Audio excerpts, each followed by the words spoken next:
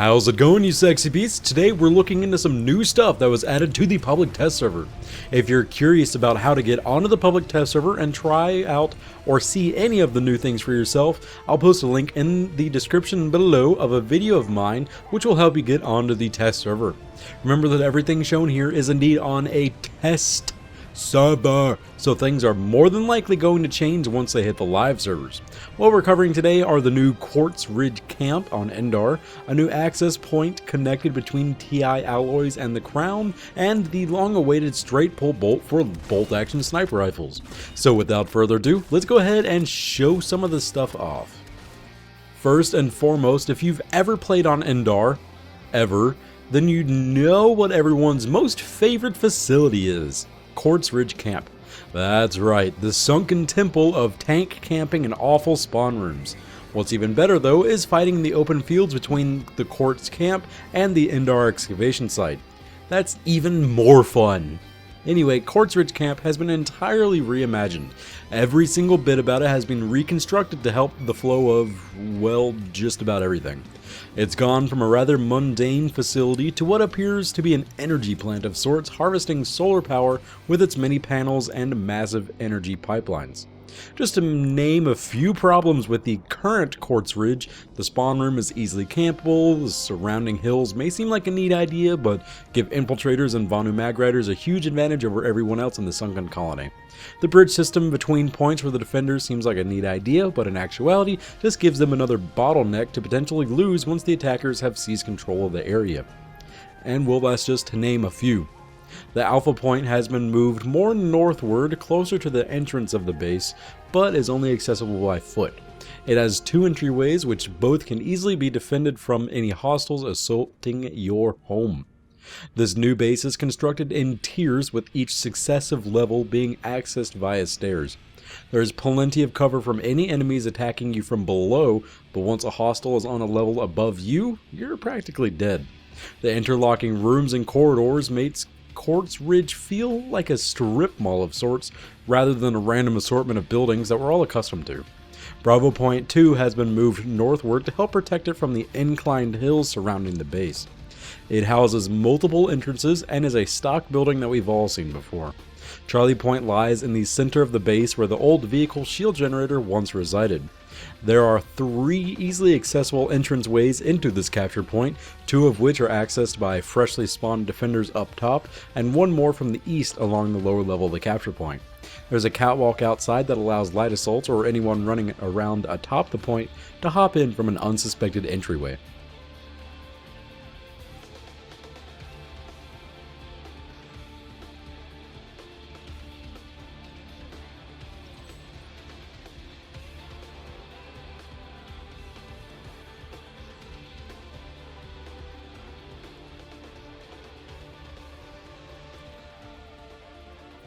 The vehicle entrance to the north and south of the base are completely sectioned off from the capture points, meaning vehicles will become absolutely useless once you've made landfall with a Sunder and are beginning to siege the facility. These vehicle-only sections are more so designed to allow the defenders to have cover when an opposing force begins their assault. Currently, there is no way to actually get your vehicle through the facility like we can currently, so once you've successfully defended or captured the facility in your tank, you'll just have to scoot around the outskirts of the camp and move on your merry way. Overall, this place looks absolutely awesome to both attack or defend, so long as you're attacking from the southern side.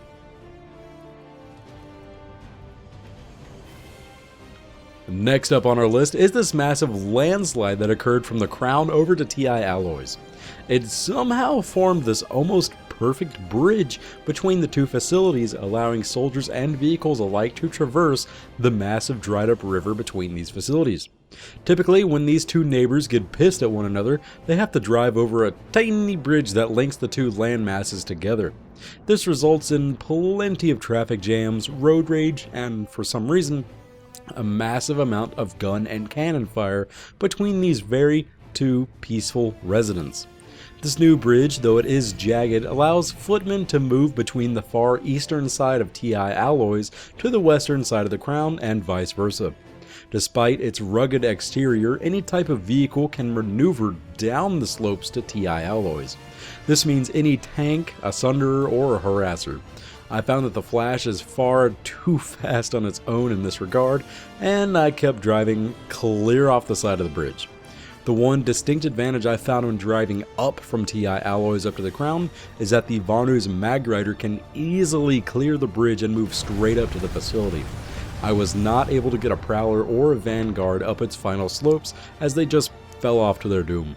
A Sunderer can move up to the bridge as well, but requires patience and precision, which will more than likely cause it to get destroyed during a firefight. Honestly, this is a welcome change. Fighting between the Crown and TI alloys has always been rather stale, where it's focused either on the Crown itself, the lengthy bridge between the two, or just at TI alloys. There's never really any other line of engagement. With this added bridge, there's another attack path to one of the most easily defended areas of the Crown. Lastly, we're on to some more Infiltrator goodies, the Straight Pull Bolt. I believe this attachment was slated to release with the Empire-specific sniper rifles, but was held off due to some wonky animations they had. If you're curious about what this attachment does specifically, it allows your soldier to rechamber around in a bolt-action sniper rifle without ever having to exit looking through the scope. This attachment can be applied to the rail slot of any bolt-action sniper rifle, which there is absolutely no reason to ever use any other attachment for that slot for your bolt-action sniper rifles. So essentially, if you're not using this attachment when it comes out, you're probably not YOLO LMLG Hardscopes 420 enough, if you catch my drift.